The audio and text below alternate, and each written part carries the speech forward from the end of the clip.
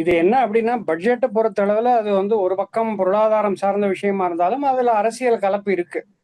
அது வந்து ஒரு ஒரு பொலிட்டிக்கல் மெசேஜ் குடுக்கறதுக்கும் பட்ஜெட்டுகள் பயன்படுத்தப்படும். அதுல எந்த தவறும் இல்ல. அந்தந்த காலகட்டத்தில இருக்கக்கூடிய கட்சிகள், ஆட்சிகள் வந்து அவர்களுடைய பிரையாரிட்டிக்கு பட்ஜெட்ட பயன்படுத்துவார்கள். தமிழ்நாடுக்கு கிடைக்கல அப்படிங்கிறது என்னுடைய பார்வை என்ன அப்படின்னா, இப்போ அவர்கள் கவனம் செலுத்துவது இப்ப பீகார் அப்படிங்கிறது வந்து பீகார் ஏற்கனவே ஓரளவுக்கு பின்தங்கிய மாநிலம் தான். பெரிய அளவுக்கு இன்னும் முன்னேற்றம் வரல.